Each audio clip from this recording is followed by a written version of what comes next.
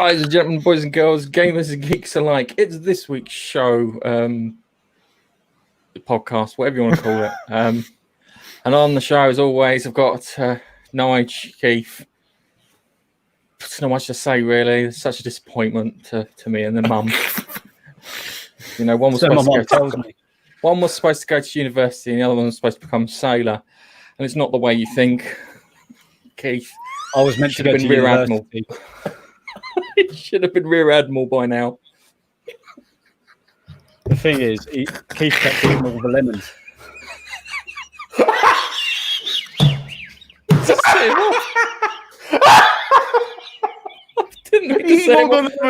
I know what he's getting at. My wife, I know what you're getting at. That was fast. I'll give you that. I'm here all week, guys. Oh dear. Sorry, I'm prematurely pressed. Yes, we're back. Hopefully things sort of an in-joke. Yeah, hopefully I'm not going to crash out. I think it's my browser because I can't stream. I can't do fuck all on my machine. So I don't know what's going on. I can use Final Cut Pro and edit on that, and I can use Audition and edit on that. But when it comes to anything that's browser-based or internet-based, it just seems fucked. And on that note, I don't know if it's Virgin. I've not had any joy with it, really. Seriously, Keith and I were trying to stream yesterday, and I just spent the afternoon playing around with the settings. Yeah, I saw you were doing Grounded, but it was a bit jerky. Jerky is an understatement. It looked like a complicated flick book. Okay, so we've got some stories. You got killed by a spider. Yes, he got killed by a spider twice, I think. Keith crapped himself, actually. Well, he sounded like he crapped himself. I don't know why. Don't like spiders. Don't do spiders. Do not do spiders. Okay. So let's have a chat about a few things. So we've got some Star Trek movie news. We've got Jurassic World movie news. There's a trailer of Raised by Wolves, which I haven't seen, nor is Nige. So we're gonna have a look through that. Keith recommended it. The Expanse. Expanse news. It's something to do with Nintendo because I can't read it quite well on the screen. Sony clarifies PS4 accessory stuff, and Apple and Xbox xCloud streaming. And then we're going to review Lower Decks. Me and Keith, Nige. There's no spoilers, I'm afraid. It's crap. I think it's crap in a different way, though. I bet I think it's crap in a different way to Keith. So you're going to be hearing it's crap from two different perspectives. So let's start with the first one, which is it's Star Trek movie news. So my browser's not. This is the problem. I can't scroll up. There we go. I think my machine might be dying. Star Trek franchise is getting a shake up as Paramount plans its next movie. Yeah.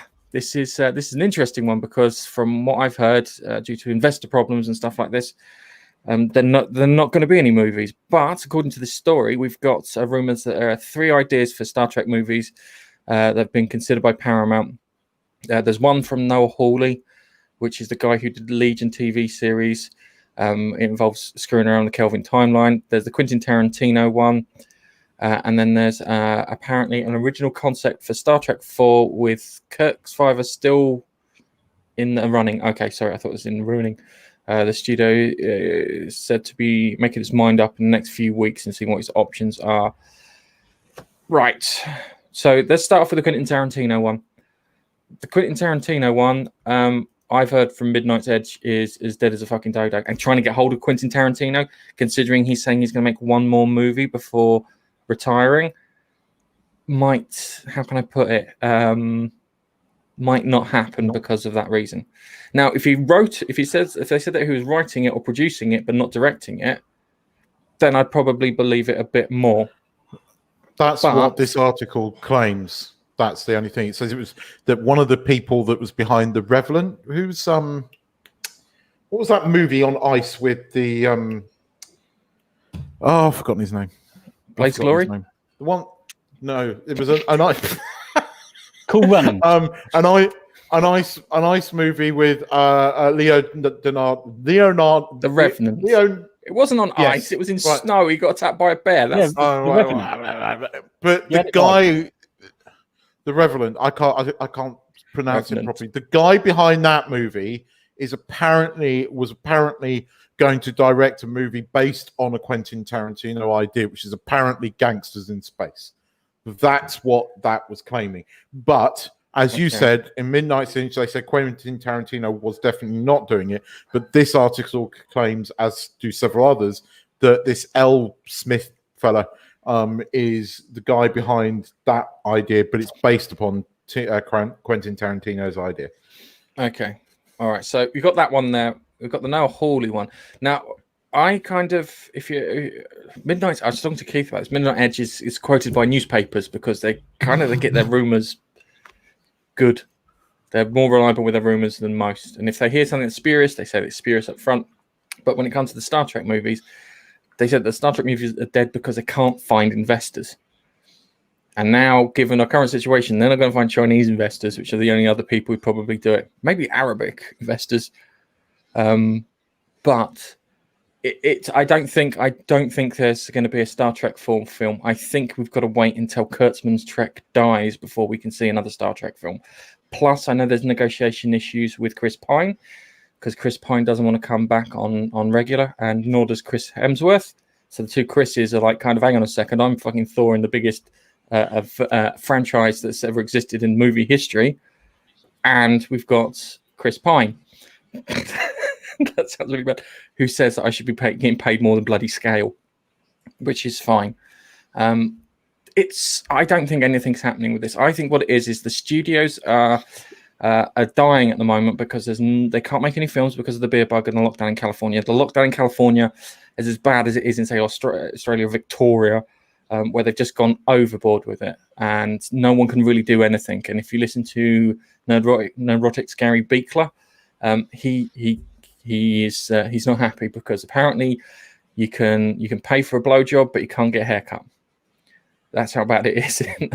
It's how fucked up it is in California when it comes to this stuff at the moment. So they can't do any filming. And that's where I think the issue is. And what they're doing is they're throwing stuff out there to see if they can maybe get some nibbles. But they've done it before, and they've done it already. They've already done it with Noah Hartley. They've already done it with Quentin Tarantino. And there was a third one. Pop quiz hot shot. The Kelvin timeline was another science fiction writer's idea. Do you know what science fiction writer's idea the Kelvin timeline was? No, but you're going to tell me, and that's going to remind me of it. Go on. It's JMS. Yes. Because he was asked to write the new Star Trek thing, and he turns around and says, look, I want to do other things in it. It'd be good if we just put it in another timeline, and then we can then explore stuff that way without screwing up the original as a reboot. I put this story in here because it was on 3 different sites, but it's funny what you're saying is because on independent sites, each one, there was a story around about the same time as this was posted claiming that one of those 3 was dead, and a number of sites, and all 3 of them were claimed to be dead. So whether this is true or not is a kettle of fish. If I'm absolutely honest, I kind of like the idea of Quentin Tarantino's Star Trek film, even if it's not him doing it, but an idea based upon him. Well, I would have liked to have seen Noah What's-His-Face's movie, because I think that would have been equally as off-the-wall batshit crazy, because he's the guy behind that X-Men thing. Legion. Recently. Legion. And Star Trek 4 has been alive and dead so many fucking times, it's not true. And whereas I think, regardless of what people might claim, before Star Trek Discovery, there wasn't quite the amount of hatred for Star Trek and J.J. Abrams' Star Trek and bad reboots Star Trek that there was after Star Trek Discovery. I think Star Trek Discovery kind of had the Last Jedi effect of people going back and going, no, actually, this is crap. I still like the first J.J. Abrams movie. I don't mind Into Darkness as much as some people do. And I quite like the third one. But that's me. I know why people don't like it, and I respect that they don't like that. But I would much rather have a fucking movie that at least is better. I still think the movies are better than anything Kurtzman has had his fingers in. Just no. I think you're going to have to run down the clock on this. I don't think you're going to see anything. Yeah. I think the bad reboot contract needs to freaking end. I know that the person in charge of CBS, Sherry Redstone, I think her name is, she was pissed because the guy on the way out signed a contract with Kurtzman for all of this junk, and that's kind of hobbled them, and he knew it was going to hobble them. Because no one wants to distribute their stuff. I don't think we're going to get to see Picard season 2 anywhere outside the US because no one's going to want to distribute it. That you might be correct with. I thought you were going to say I thought you were going to say we're not going to see Picard season 2. Unfortunately, we are. But I think and I believe that Discovery, despite what they're saying, I think Discovery has been canned because there was rumors that they were tearing down the sets, which was hang on. You want to hear something funny? Do you want to hear something funny? Apparently, they filmed the whole series. They started editing all together. They got towards the end. They realized the last 3 episodes didn't make any sense. They've torn down the sets. They've had to then rebuild the sets and bring them back for filming. How bad is your writing and your production if you don't realize from the dailies that it doesn't fucking work? And I'm talking about because at the end of each day, you're supposed to review all the footage that's been taken and say that's good, that needs redoing. We know how bad it is because you only have to watch 5 minutes of that Comic-Con panel to realize how fucking up their own asses these guys really are. I mean, when you actually say my show is not for promoting my show, it's for promoting my political beliefs, then you don't have a show. And it doesn't matter because you don't care about the show, you care about your beliefs. And I'm not going to go into their beliefs because I don't want to get political today because I've had enough of that. But when you state that, the quality of your show is not a thing. You should be focused on producing good entertainment. And that's what you should be focused on. When you're not focused on that, no wonder all this shit happens. And yet, but in Hollywood at the moment, you fail up. And that's what Kurtzman's done. If you can fail up, everyone needs to fail up in Hollywood. I'm in the wrong fucking industry. I think we all work in an industry where we have to be successful and useful in order to get a promotion. I mean, again, without going too political, I think they've got so much shit on each other and they cover up each other's misbehaving so much that no one can be fired. All I can say is that there must be so many dead prostitutes. I think it's worse than that. Well, don't say that. I don't. No, I do. That. Generally do. That's just. I thought it was as bad as you could get, but okay. Well, I mean, I've said this before, and I'll say it again. That there are people that I know that have worked in acting that were friends of my parents, and they have turned around and said there were rumors about Rolf Harris for years. People know what goes on in this industry, and they cover it up. If you there's an interview, there's a famous interview with Johnny Rotten where he talks about Jimmy Savile back in 1982, and he goes him and little children. But he's not allowed to. He even says he's not allowed to talk about it. But he was one of those people who wanted to fucking call his number early, but he wasn't allowed to, even though every opportunity he would say something. All right, let's. Oh, crikey. It's not where I wanted to go with that. I was gonna argue with you about freaking Midnight's Edge being a more reliable source than Cinema Blend. I think they can be, but I think they are because Cinema Blend definitely got it more fucking wrong than. Cinema Blend is full of. I know that because we've used to use their stories quite regularly, and then we stopped for a reason. Yeah. So yes. Sorry, Dave's just put a message in the thing about Rolf Harris. Yeah, me too. Right, let's take a moment to acknowledge it's me again, and Dave's live on air. Thanks, Dave. One day we'll figure out how to get bloody StreamYard. I'm gonna. What does he need? A webcam and a microphone? No, he needs an internet service provider which will allow the traffic to flow out from his computer. Has he not got like 4G on his phone? The amount of times that I've had to do this podcast on 4G because my internet. But remember, Keith, Dave is a struggling author. Okay, so maybe you can't afford to have 4G and like infinite gigabytes. Okay, so we've got That's a good point. Sorry, Dave. yes, and we're going to get some of the more of his books sold the next opportunity we can. So Jurassic World Dominion might return to Site B, which was the third film site, wasn't it?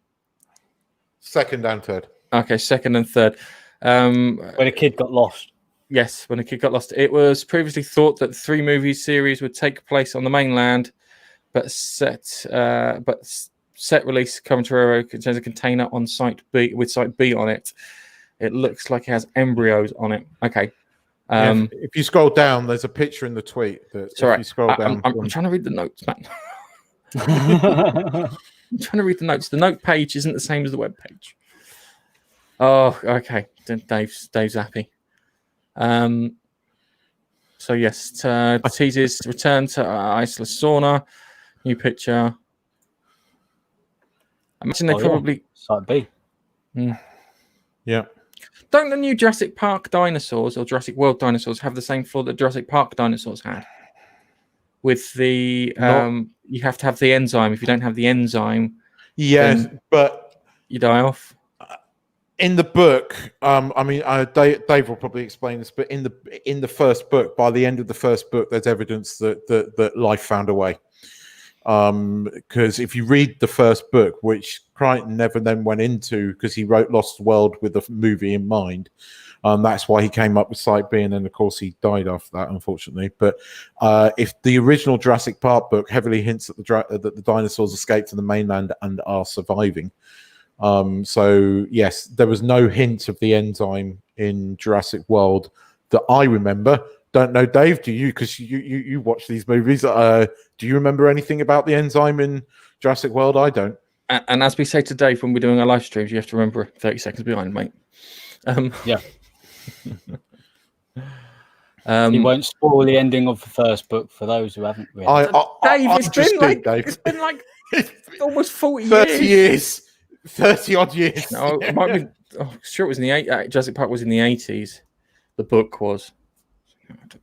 Yeah, I think it was after Westworld. I think you're right. But I'm not spoiling the ending. But even except at the end of the book, it's an insignificant mention that there are animals that they believe to be dinosaurs eating crops on the mainland of Costa Rica. There's other things that happen, but the book's awesome. I love the original Jurassic World novel. It's a really good Lysine Contingency. That's what it was called. Yeah. Because they didn't have the ability to produce lysine. And without it, they would have just died. Okay. Sorry, I just remembered now. I think they mentioned that in the film, in the first film. In the first film, but they don't do it. Didn't hear it in Jurassic World. That's the problem. No. Yes. Yeah. Let's Hammond mentioned that. Right, we had the last film where they released dinosaurs out into the wild, and a little girl who's a clone, who's actually against, I'm sure is against some convention somewhere, being a clone. This is, I don't know what's going on here. I just want to see Sam Neill again. I like Jurassic Park. I like Jurassic Park 3 because it had Sam Neill in it, because I wanted to see Sam Neill.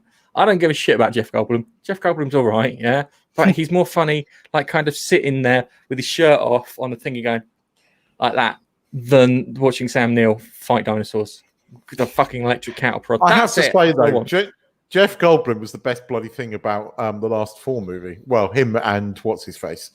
The guy from The Boys. Well, I'm useless with names. Why do I always lock up when I'm doing this? Who's the guy in The Boys that was in Thor Ragnarok? Lord of the Rings. What's his face? Carl Urban. Yes, the Australian fella. Carl Urban. Was Carl Urban in the second film? He's in Thor. No, but is he in Jurassic Park? No. I was saying the best thing about Thor was Jeff Goldblum, and I said, well, actually, Jeff Goldblum and Carl Urban were the best thing about Thor Ragnarok. But I like Jeff Goldblum, but I would like to see all 3 of them back in this film. But there's also been another, that I mentioned it last week. There's that little short that Colin Trevorrow released last year, which is set in like a campsite in the middle of the woods somewhere in America, where the dinosaurs turn up and try to eat the caravans. care. Dolphins and caravans don't go. Dolphins dinosaurs and caravans. Sorry. Oh my God. Actually, saying that's not as bad as last week's film where I had to show my wife that with the flying sharks because she didn't fucking believe me. Because it was like flying Nazi zombie sharks. And he's like, nah, fuck it. No one was dumb enough to do that. I've got dolphins on the brain because I was going to say I've got dolphins on the brain because I've been reading a sci-fi novel. Or there's a series of books I've been reading. The latest one came out this week, and basically, as it stands at this point in the Earth is screwed and is about to be completely obliterated by this alien species, nuked from space, and this alien AI goes to the main character. He goes, "Dude, you're so screwed." The dolphins just called and said, "So long and thanks for all the fish." I haven't stopped laughing at that line. That is a brilliant line. Yeah. That's why I've heard that somewhere else. That's the Hitchhiker's Guide to the Galaxy. Yeah, so they knew about the impending. They knew about the impending destruction of Earth by the whatever they're called, Vogons, and they decided to fuck off. And they did like a triple loop thingy through a hoop and hit a ball. And everyone just thought it was really impressive, but it wasn't. It was the message: "So long and thanks for all the fish." If I remember that correctly. Yes, you are correct. Yes. Okay, so the next one here is a TV show called Raised by Wolves. Mowgli. Oh, God. Raised by Wolves. I like Ridley Scott. Ridley Scott's one of my favourite directors because he did Aliens, Blade Runner, and the Hovis commercial, and they're awesome. And Alien. Alien, sorry. I took Lemon. There's which Hovis? Is it the one where he walks up the hill? Is that the Hovis? That was his first big thing that he got noticed for. I took Lemon, my wife, for lunch at the top of that hill. There's a really good pub. It's a Young's Brewery pub right at the top of that hill. Literally, at you walk through the pub to go out onto Hovis Hill, or you walk down the side of it. But it does a bloody good Sunday lunch. Proper Sunday lunch as well. And I took it there. And now everyone sort of knows what I was meaning about when he was, on the ship at the start of the podcast. Yes. Hang on. Yeah. Come full circle. Yes, he also did Black Hawk Down, but not as good as Blade Runner, not as good as Alien. Good, but not as good as them. Those films are just fucking something else. Black Hawk Down's a good film. Also, I think he returned to form with The Martian. I thoroughly enjoy The Martian, although the book is better. The one thing I don't like about the Martian movie is the ending. The ending in the book is all right. So this is one of your things. So is this a trailer for it here? Yes. It's HBO Max, which has got me worried immediately. I know. But just watch the trailer. Okay, I'm gonna have to re-add it with the sounds. Shite. Okay. Sorry, I had the browser open. I tried to keep the sound off in case a stupid pop-up happens. Okay, about the Raised by Wolves. Right, there we go. So now we can get copyright struck by HBO Max. Awesome. Hoorah! So gather round, children. The Earth was destroyed by a great war. I was programmed to protect you. And now we start again. Does anyone know the story of the three little pigs?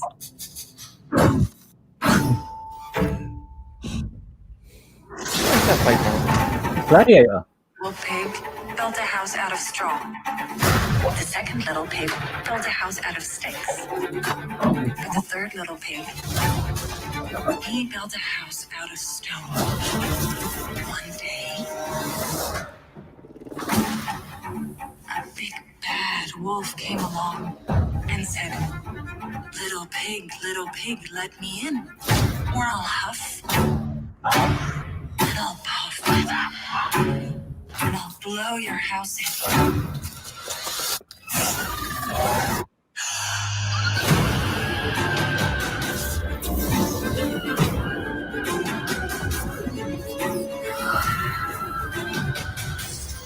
The big bad wolf she was talking about? Mother? That's her.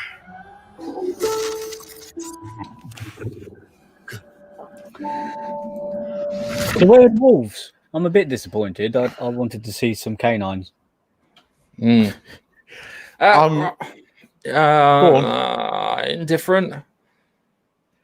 Genderless ginger woman raises children on what looks like an alien world, but it could be a destroyed Earth. Well, they said the Earth was just destroyed, but it's Ridley Scott, which got me slightly interested, but then he did Prometheus. Fuck, no, I've just realised. The androids wiped everyone off the fucking planet. That's why the blokes turned around and said, she's the big bad wolf.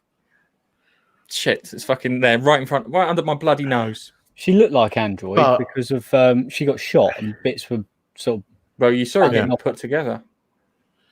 It looked suitably sci-fi-y, which I thought was quite cool. And it's coming from Ridley Scott. So, like G says, it's HBO Max. So over here in the UK, not too sure if Sky, probably. There might be Sky Atlantic. I think Sky Atlantic get the HBO shit, don't they?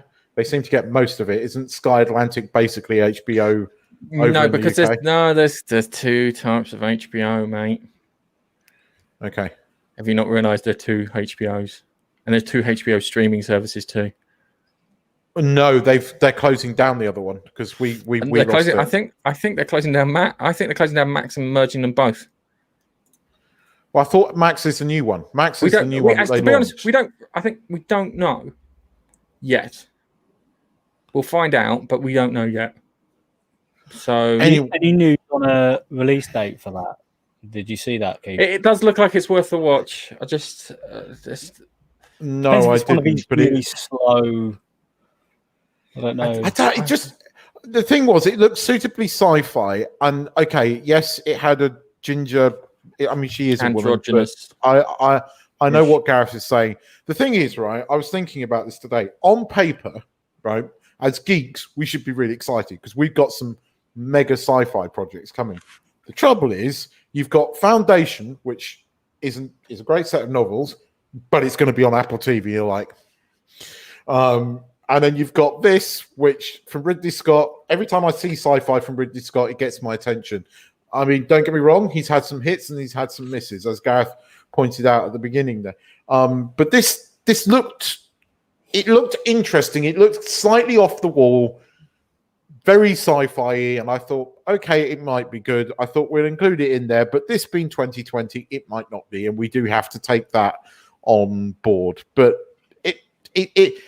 it piqued my interest because it just looked a bit weird, and it had Ridley Scott written on it. I thought, could be good. You know. I'm interested to see where it goes. To be honest, there's only so much you can get from a trailer. Yeah, that's true. Yeah, true. That trailer might not be representative of the thing. For all we know, all the bits of the kids are flashbacks, and then something's happened, and then that's where the story goes, and we don't know. You bang on the money because Apple did that with For All Mankind, which the trailer looked really good, or the first trailer looked really good. Then we got what was For All Mankind. Not so much. Oh, I have to thank Apple TV for exposing Oprah Winfrey as a complete fucking racist. Dude, the shit coming out of her mouth, it was like you're worth $2 billion and you think white people have got privilege. I don't think you got a fucking clue, darling. This coming from one of the biggest millionaires in America who shut up, Oprah. Yeah. Fuck off, Alex. They're amongst us right now. Anyway, truth is out there. Truth is out there. Okay, so apparently The Expanse has been renewed for a 6th season, but that's not the question because I knew it was going to get renewed for a 6th season.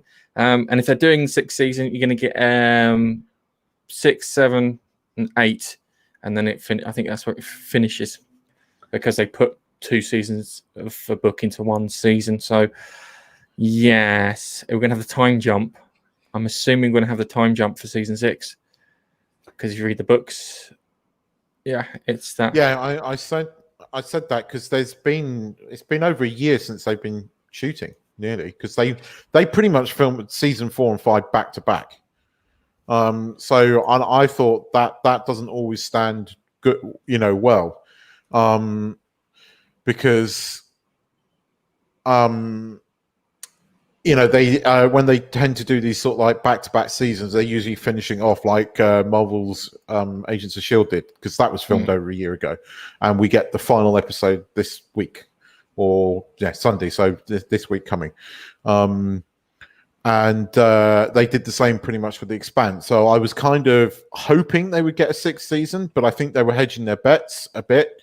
But yes, it looks, I mean, that fucking opening episode of the season 4, just such beautiful filming and the music and everything. It was, I fucking love The Expanse.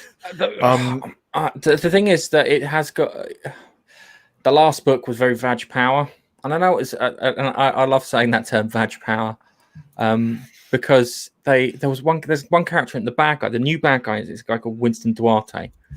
Yeah. And Winston Duarte has modified himself with proto-molecule stuff. Yeah, so he's barely human. He doesn't sleep. He's slightly odd looking, and they shelved him for the entire book. And they, spoiler warning, they kill off Avasarala in between, which pissed me right off.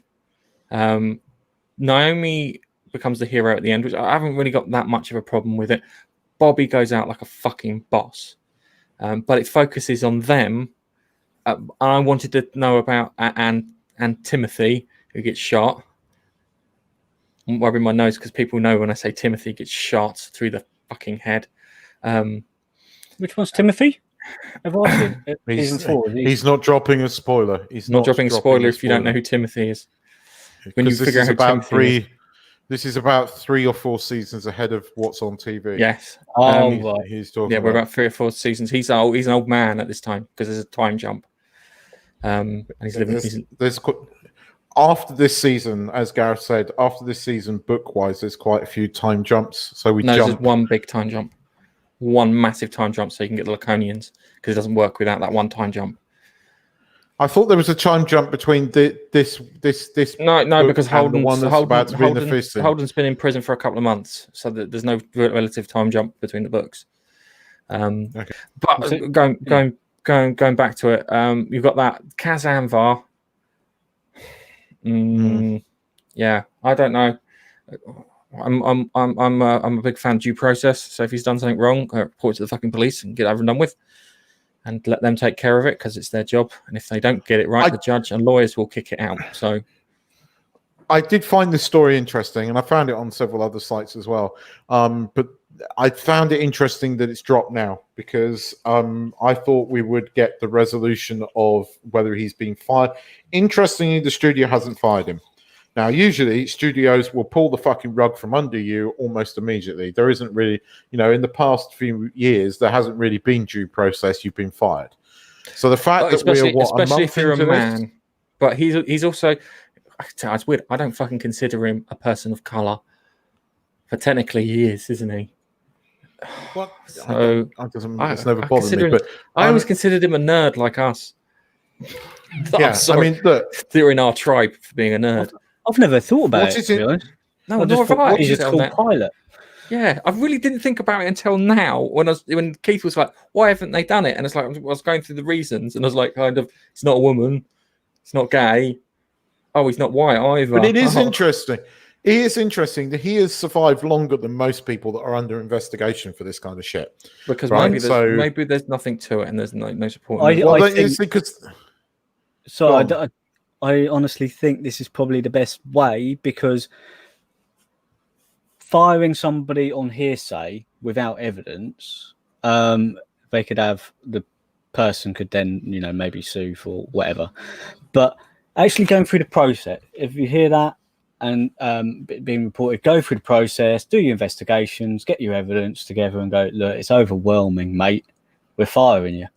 You've got no way of, or they go, we've gone through the evidence, we've double checked it, blah blah blah.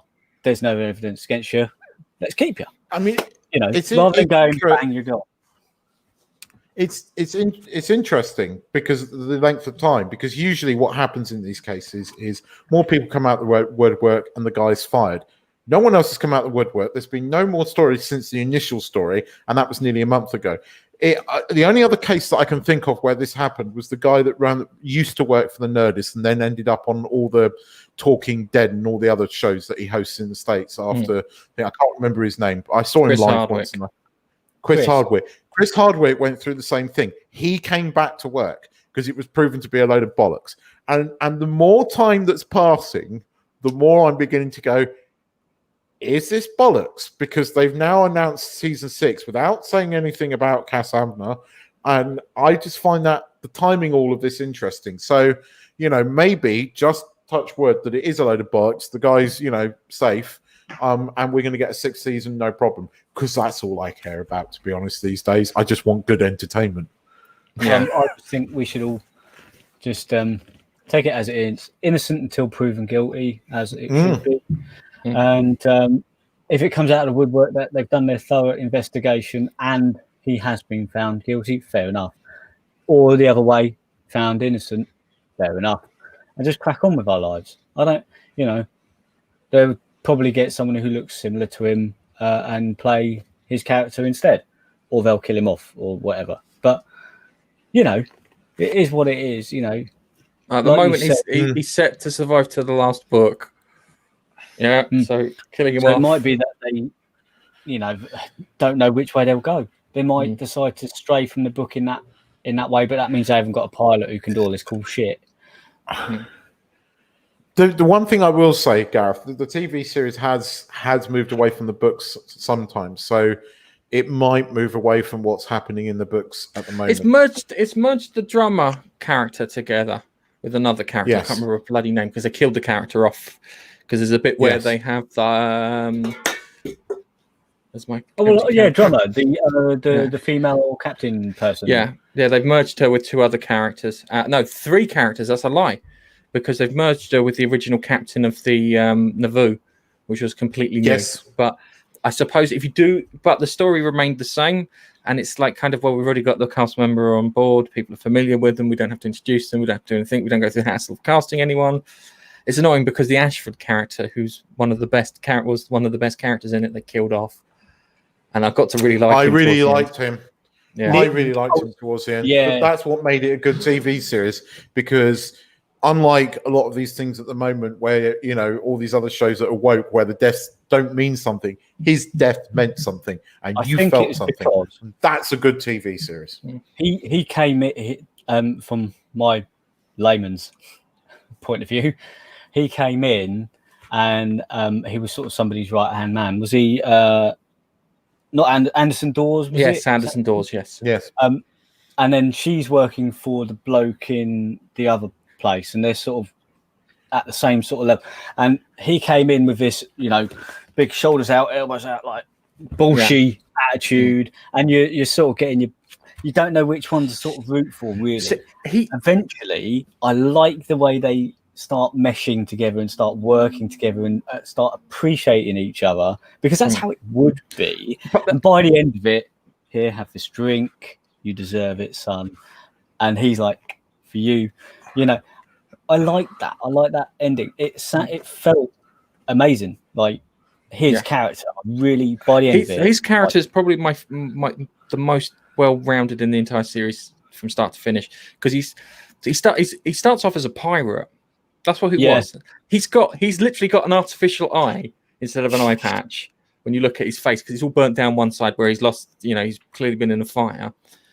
So he's got a thing. He was a pirate. He took control of the ship when they were in the slow zone. What he was doing was he was trying to save everybody, and it's great when he has the conversation with Clarissa Mao and says, "Is it possible for the last act of a person to redeem themselves for a lifetime of wrongdoing?" And she turned, and it's funny because that conversation describes the character brilliantly, but also kicks off Clarissa to shut the bloody ship down. So it saves everyone at the same time. So she gets her redemption through him, and he also gets his redemption at the same time because he was trying to save everybody. He thought it was going. They thought that the thing was going to kill everybody. So it's great. He's a great character. Yeah. I just have to say one thing. I'm glad I'm sitting down, because I would have fainted. Nigel has not had a coherent conversation about a show that we love. And not only was it coherent, it was knowledgeable as well. He even got character names right. Nice. Well done, mate. It's taken 5 years, but well done, mate. We just had a geeky conversation. I haven't got it even written up on the screen either. Like, no, I believed it, Nige. I believed it. I'm not going to accuse you of it. I genuinely know you like the show. I just think it's cool.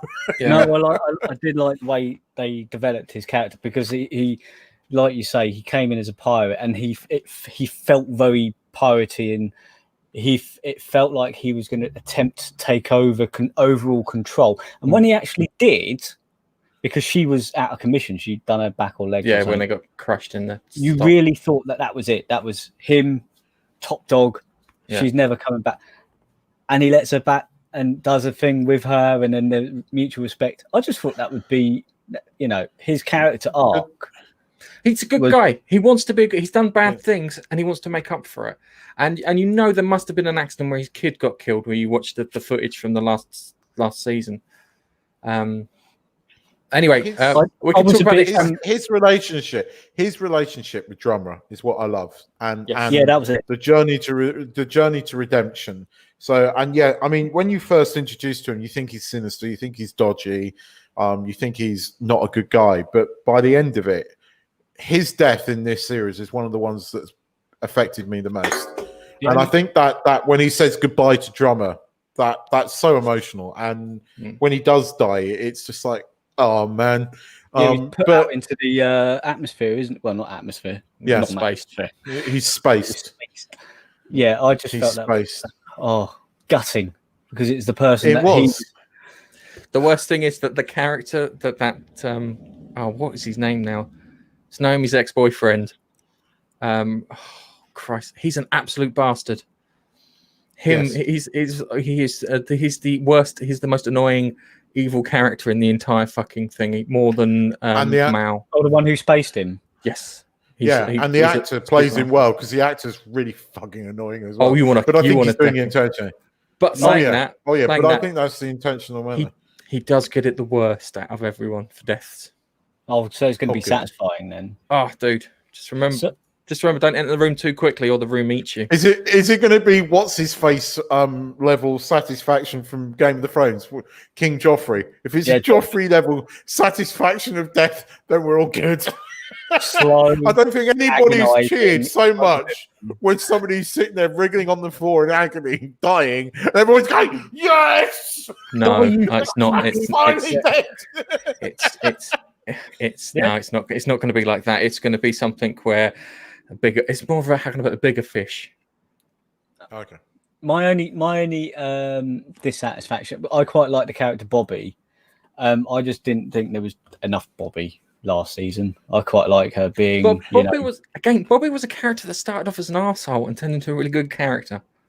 Yeah. She did with Avasalaria, didn't she? Yes, Avasalaria.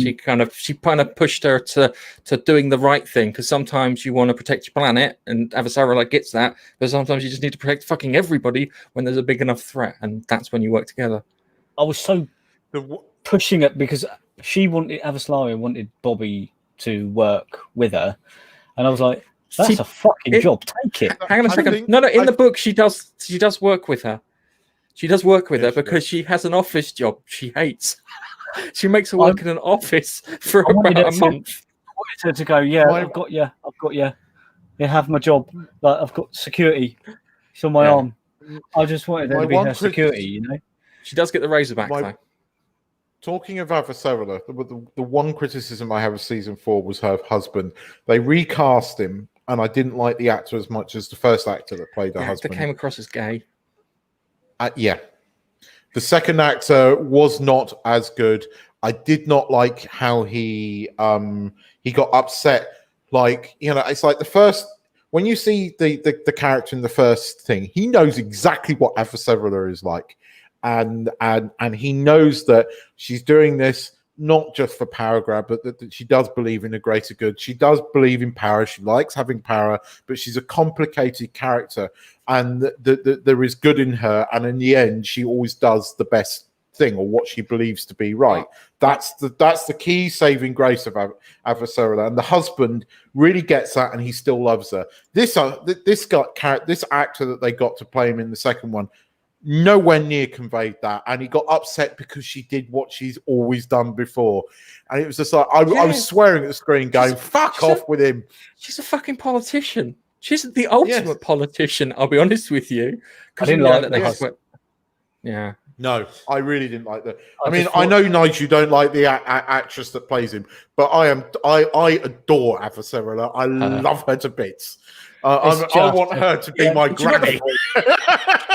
It's only her voice. I mean, you know, what she does and everything like that is cool, but it's her voice. It just goes through. Whenever I hear anybody in the world, anybody with that voice or that type of voice, it just goes straight through me, makes me fucking feel sick, like physically want to vomit.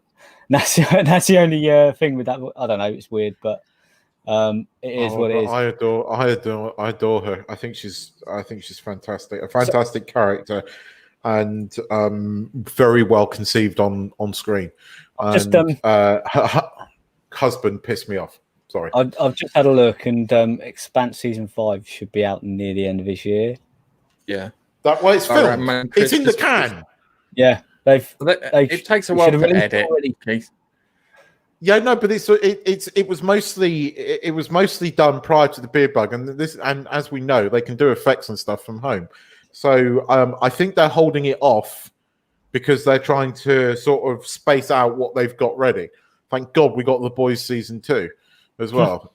Before you know I'm thinking that with the Expanse they'll do what they do with The Boys season 2, where they'll put 3 episodes in a row and then do it weekly. I think The Boys, if The Boys does that and it's successful, then they'll do the same with the Expanse. I like that idea. It'll be great and bad all at the same time. Well, it'd be great because it'll get more people talking about it.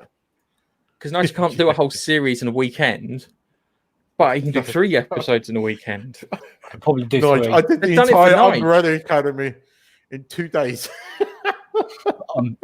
I've not been about, so I haven't watched any more than 2. Okay, all right, let's move on to our next story, which is Nintendo. Hello, Nintendo. Apparently, you're Brie Larson's most favorite thing ever. So Nintendo have reported a wild 428% surge in profits thanks to lockdown gaming boom. It's not just them. I think Sony and Microsoft both have had a massive boom too in this, because I think I've played more games in the last 3 months than I did probably all of last year. Seriously, I can list down I've completed about 10 games.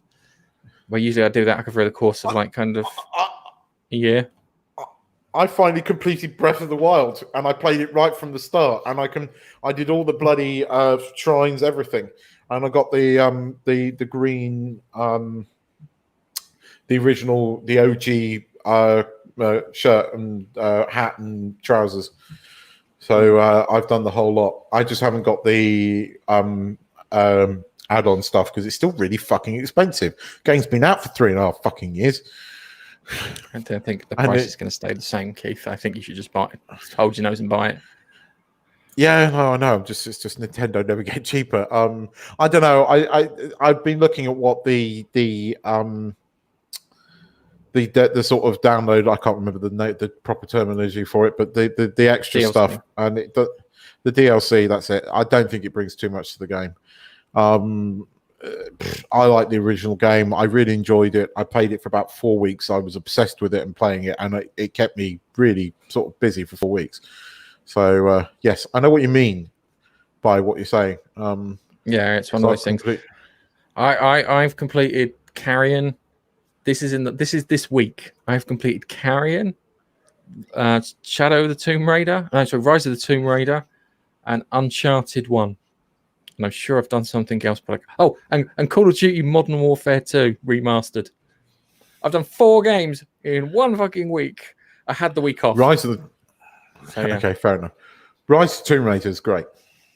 I like. I've got it on the PC, but you know, it's better than the first one. I didn't like the first one. I didn't get on with the first one, but the other one, the second one, I seem to get on with better. So they must have, taken all the sharp edges off. But Nintendo, made a sweet fortune. I can completely believe that. I have seen Nintendo Switches, proper Switches. That's the dockable Switches, going for about $350 even though that the recommended retail price is about $279 because people are buying them up and scalping them. So yeah, it's that the Animal Crossings and Super Mario Brothers apparently has helped them out a lot doing that. And Super Smash Brothers is great fun, especially with your mates. It's great fun, really good fun. Yeah. So yeah, it's they've made a surge of 1.4 billion US in the April to June period. So that's pretty fucking nice. That's a profit. Oh, yeah, it is a profit. I don't know if that's it is a profit. Fuck yeah, I thought it was turnover. No, it's a profit. Profit. Wow. Pure profit. That's just between April and June. So yeah, at least some companies are doing well, you know. Yeah. And I don't mind seeing Nintendo do well because I like Nintendo and I think the Switch is awesome. I love it. I really want to go to Nintendo. I really want them to do Nintendo Land in Universal in Florida. Desperate to do that. So yes. Okay. When it's finished, yeah, I'd like to see that.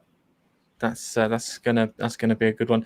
So the next one we've got here is PS4. If I press the button right, so I need to figure out what's going on with my machine. I think it might be the heat getting to it. So yeah, Nintendo clarify which PS4 accessories will and will not work with PS5. So the DualShock 4 will work with supported PS4 games. So backwards compatibility stuff, it looks like it'll work. PS Move, Platinum wireless and Gold wireless headsets will work. Officially licensed racing wheels. The camera will work via an adapter, which PSVR users get for free. Awesome. So that means my PSVR will work on the PlayStation 5. Yes. That's what the article says. They didn't say what wasn't going to work. We're in a point with the gaming things, yeah, where they can just make shit up. They can really make shit up in regards to it.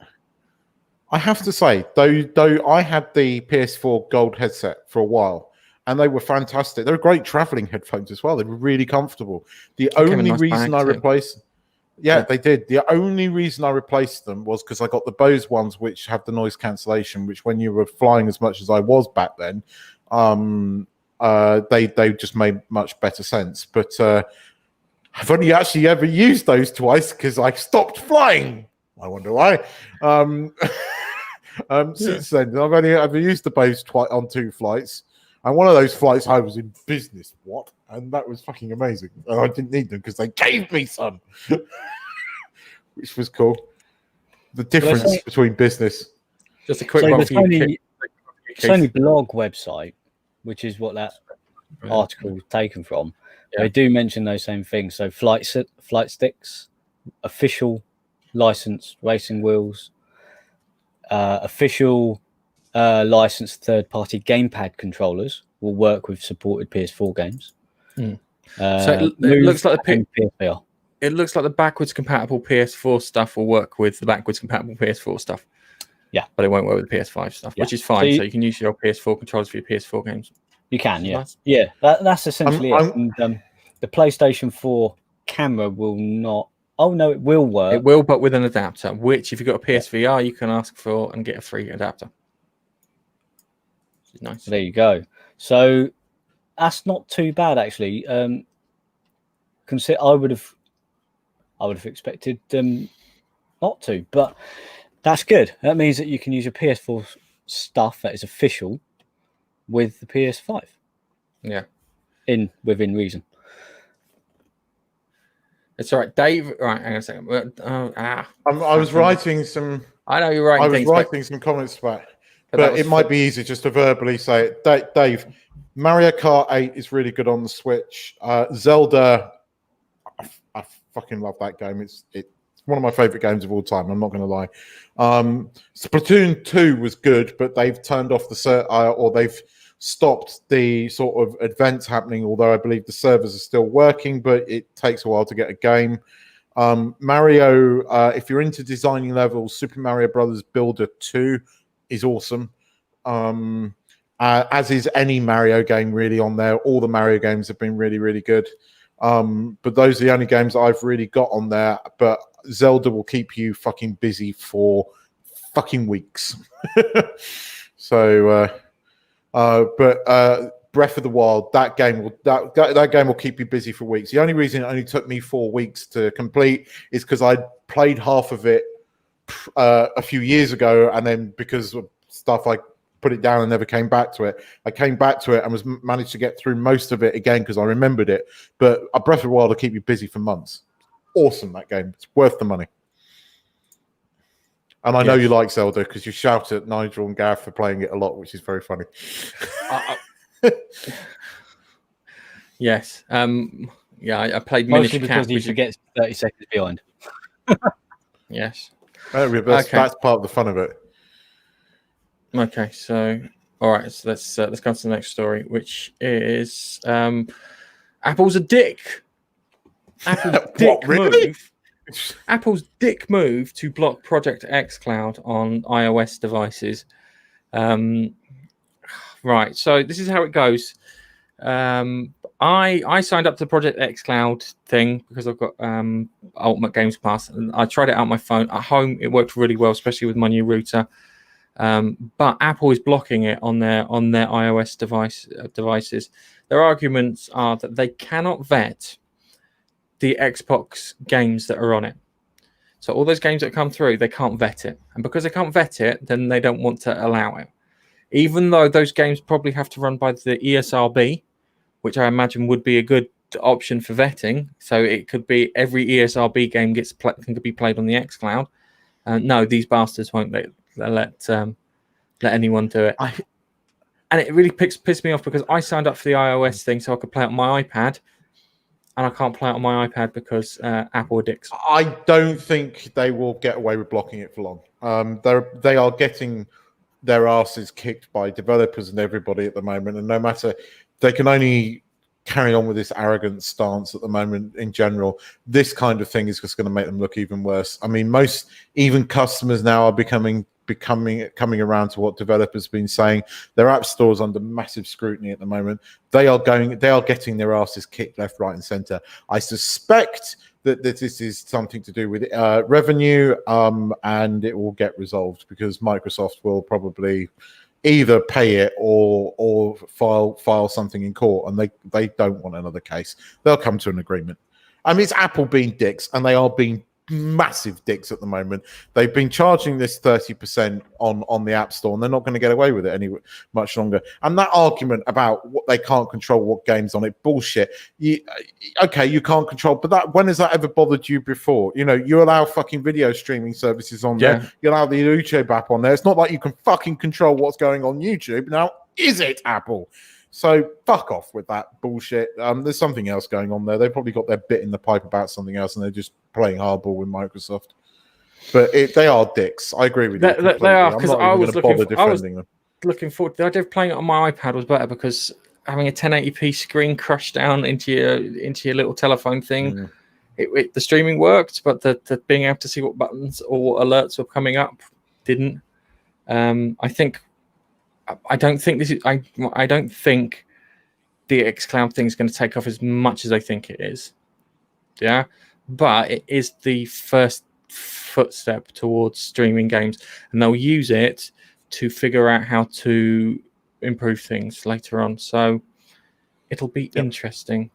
And I like the idea if I get bored, I can have a quick go on something.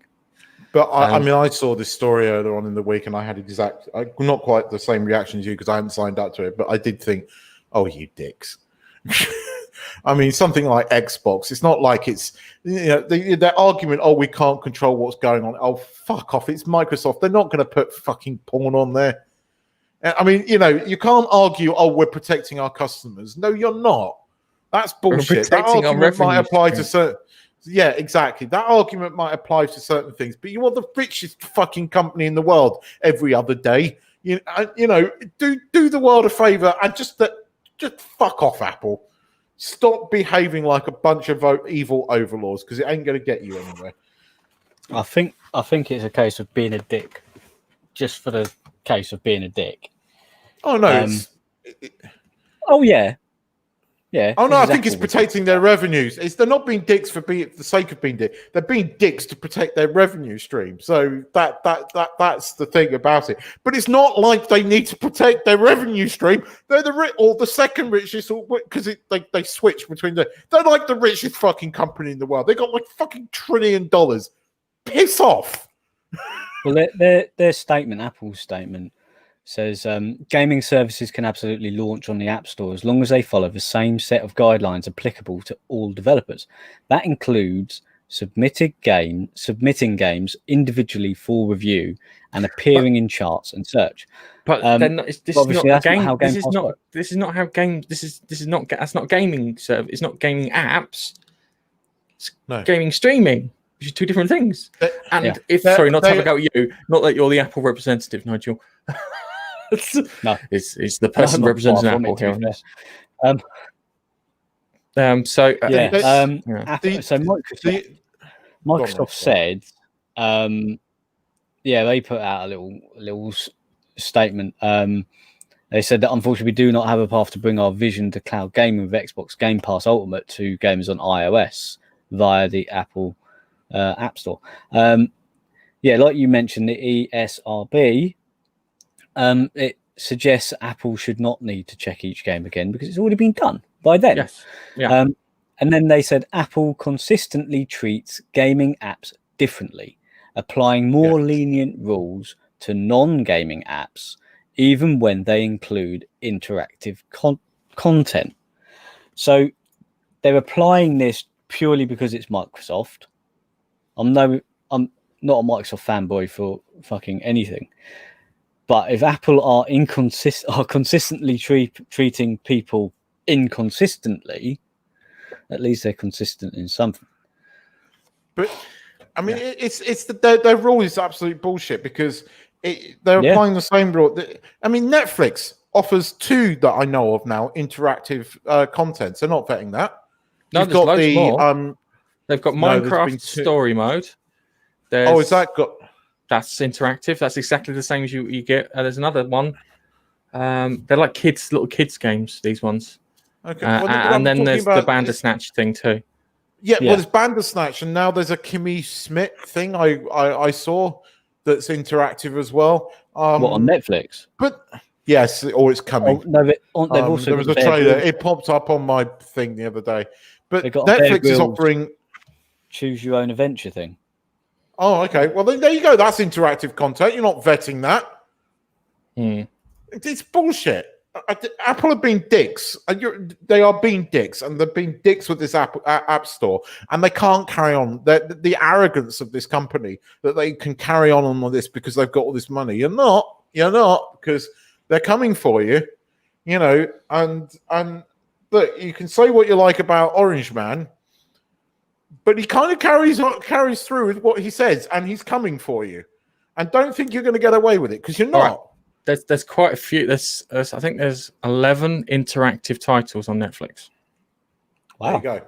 I was only aware of 2 of them, so thank you. So we've got Puss in Boots trapped in Epic. Puss in Boots. Damn, I thought I was going somewhere else. Epic Tale. Buddy Thunderstruck, maybe Pile. That sounds really odd. Stretch Armstrong, The Breakout. Minecraft Story Mode. Black Mirror Bandersnatch. You versus the Wild. That's it. That's the one. And there's another one. And that's really odd because the results gave me a bigger impression than what was there. So there's 7. Sorry, I made a mistake. There was 7 of them. But it's still interactive content. And Minecraft Story Mode is a game that you can buy. So I don't know what's going on with that. I think it's going to be all down to the 30% fee that they charge all developers. But then, if Microsoft are giving this app for free, and you're paying Microsoft $10.99 a month or whatever, I wish they would have turned around and said that, because it looks like this. Yeah, using our app store, using our equipment, we ain't getting any money out of it. We don't like it. I would have gone, all right, that's fair. Yeah, but they've put out this ridiculous statement, trying to make it seem like it's nothing about money, but it clearly is. Okay, all right. Let's move on to the review section. Let's. You need that. Oh yeah. Oh god, yeah, we haven't got there yet. God, we're still on the news. I forgot about that. I'm just going to put up pictures of Nebula class ships from Star Trek because if I put up any NBC stuff, chances that we'll get a copyright strike because we have, and I've had to go in and remove the lower decks content. So we haven't spoke about this before. If you've watched on YouTube, and it's been removed. So yeah, so we're just going to put in regular Star Trek stuff. Actually, I think this is fan art. Hopefully, this is fan art. So there'll be a nice grey area. Yeah, but CBS don't care. They take down their own fucking stream. So bunch of incompetent morons. Yeah, no, lower decks are shit. Okay. That's my review. It's shit. I got through about 10 minutes of it, and then I just thought this is rubbish. It's not funny. It's not clever. It looks a bit like Star Trek. It's got Star Trek aesthetics. It's got Star Trek the Next Thing, but it's blatantly trying to rip off Next Gen. They made the whole opening credits look like the Next Gen. Crossed over with Voyager. They even the bit they're flying through the nebula. They're flying through like the nebula. Yeah, okay. So, but I'm talking about all the graphics. So the graphics, like the logos created by Gene Roddenberry. And all that was Next Generation. That's so they're trying to hang get a second. people. It's member berries. That's the bit I liked. I'm gonna be completely honest. Yeah, of course you do, because you like the Next Gen. So it's like, it's member berries. Remember Star Trek Next Generation? Remember Star Trek Next Generation? Remember, it's fucking literally screaming at you, and then it comes in with all this fucking politics, and you remember it's Kurtzman Trek. And even the opening credits, those first 3 notes, you get that boom, boom, and you think, it's Star Trek. This might actually be. Then you get a Discovery note because it purposefully uses a same tone as the Discovery opening thing, and then you remember this is Kurtzman Trek. Okay, all right. It's shit. First thing, I could watch it. I could watch the whole thing. Well done. You're the only one that could watch it. I thought it was rubbish. I don't think it's as bad. The problem is it's not even remotely good. It's not bad. It's not remotely good. It's just a mess. Yeah? It's not this... it's not like the most egregious thing that Star Trek has ever seen, given the nature of it. But it just wasn't any good. I watched it and I was like, am I impressed by it? Is this making me laugh? Am I entertained by it? It did feel like I had ADHD, and I haven't got ADHD, but I can imagine what ADHD feels like. All right. Maybe it feels like just taking a bit too much caffeine. The main character, I thought they were going to do a Rimmer and Lister sort of thing, which would have worked better, considering that they are Lower Decks is pretty much a kind of Rimmer and Lister sort of thing, where you've got the 2 lowest ranking members of the crew sharing a bunk and being forced to work together. And they have literally followed that pattern. And people kind of forgot that, which kind of pissed me off because I love my Red Dwarf. Yeah. The difference is Rimmer's really funny. Yeah. Rimmer does things that just make you cringe and laugh and just I could just remember the thing where they had a flashback to him as a kid. And he's talking to his mum and goes, why are you talking to me like that? Because it's a bit hard to talk when you're hanging upside down from a twee. Yeah. I can remember things like that because that's just funny. I can remember Rimmer's last words being gazpacho soup. Yeah. Yeah. Because gazpacho soup is served cold. So Lower Decks is just you can do something with it. I admit, but it's. I'm going to be. Unfortunately, I look. This is part of me probably being negative towards Trek, but you switch it on, and within the first 2 minutes, you've got a straight-laced white guy following the rules, and then the whamming comes in, and is an obnoxious piece of person. And yet that's the hero. That's the one that's doing it right. No, that's the brave and stunning one. Keith, they did something good, yeah? People don't like her. Her mum and her father do not like her because she's obnoxious. That's one step up from Michael Burnham. But everybody loves her. They are Starfleet, and it makes out again that Starfleet bad. Starfleet not good. It makes out everything. The thing is, right, I don't know. It just doesn't feel it feels creatively bankrupt. They're stealing things again. They're taking people's ideas. They have to reference Rafa Khan at the end, just to say, "Oh, remember Rafa Khan wasn't like." It just feels wrong. It feels like a travesty. It feels. This doesn't is not fit to bear the name of Star Trek because of the people behind it. And but I'll argue the point and that it's more Star Trek than Picard and more Star Trek than Discovery. Because it's got more member berries in it. Because obviously they're not having to follow the 25% rule. Hold on, and I think they are following 25% rule. Hence, Romulan whiskey and not ale. Yeah. Well, yeah, that bugged the shit out of me, by the way.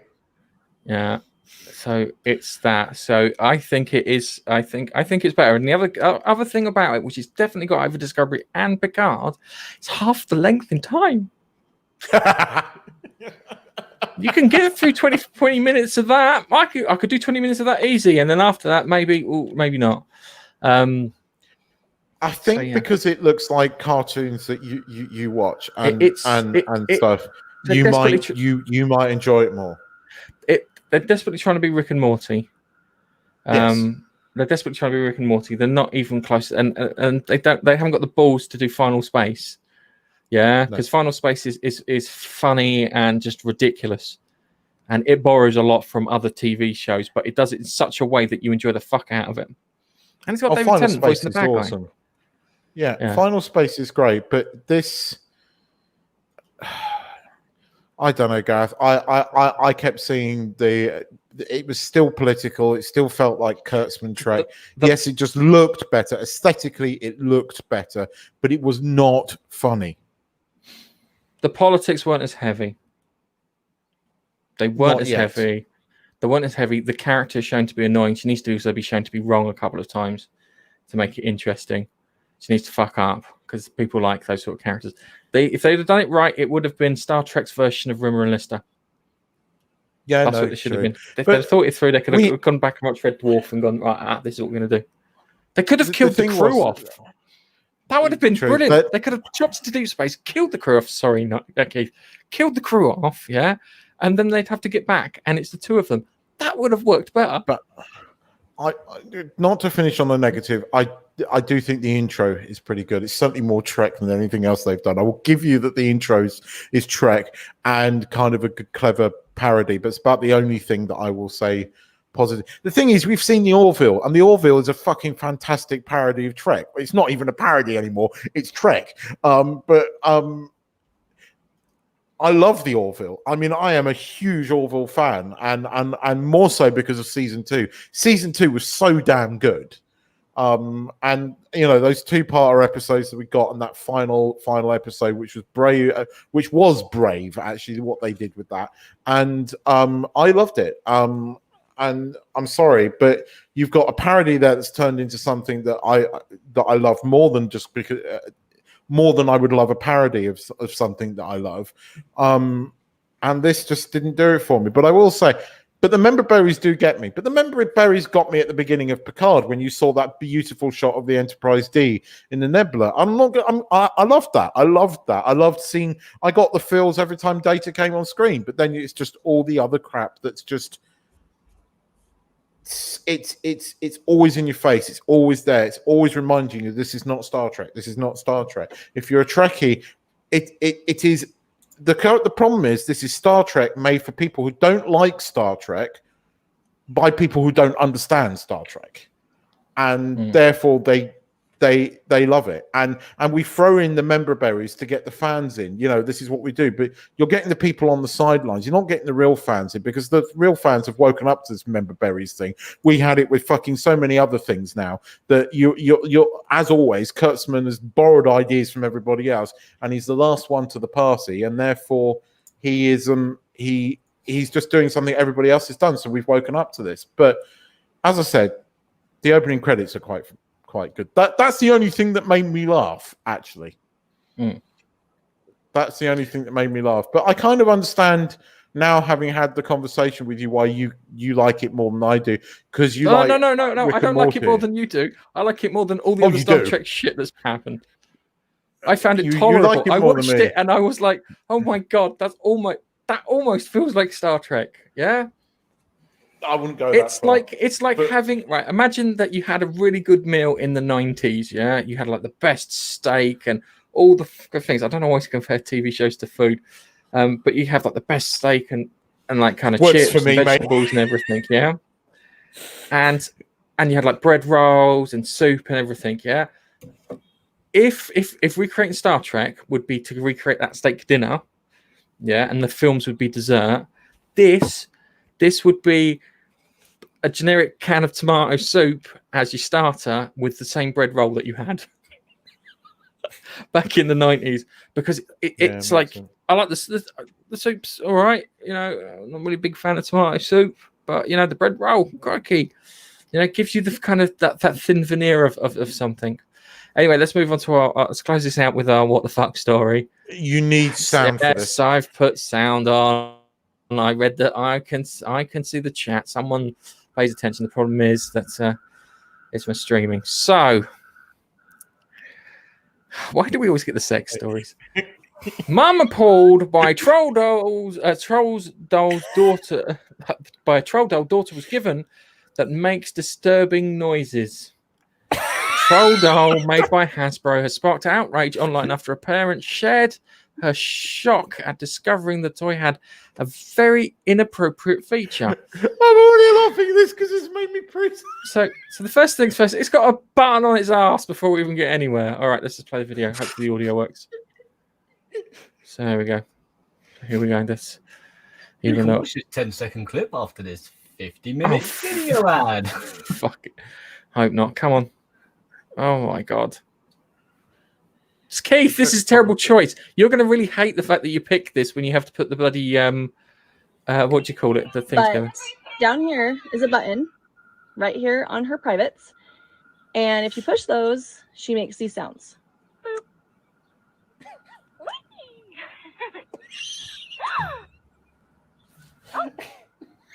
Like a gasping sound. And I know some of you may not think this is a big deal, but especially since I've had kids, this is wrong. For one, this button, it says nothing about this button on the box. Nothing. It's just there. And it makes a gasping sound when you touch your privates. And to me, it's just like sexual sounds. And it's so disturbing. She's not wrong. No, she's not wrong.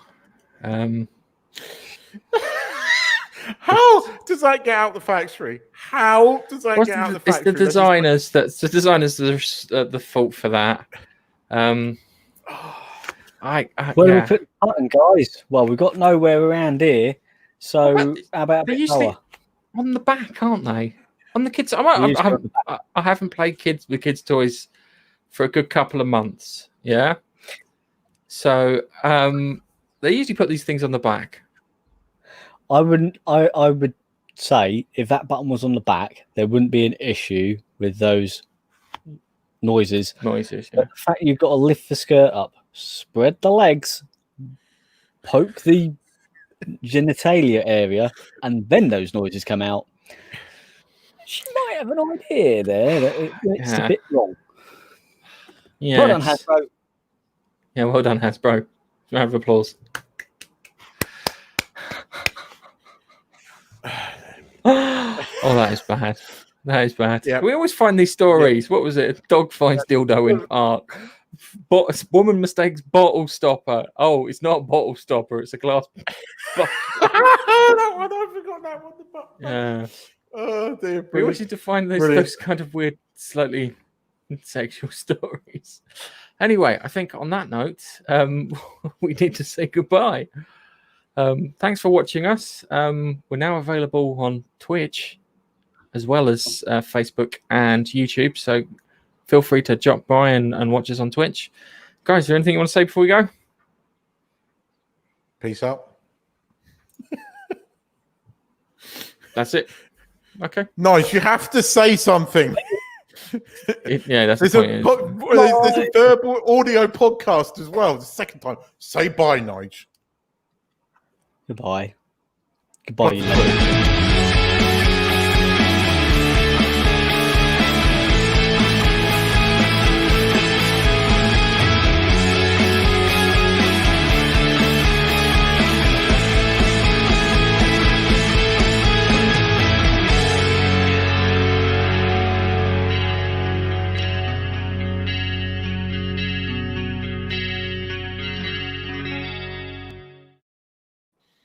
I'm so glad I didn't bring up your kitten stomping this week.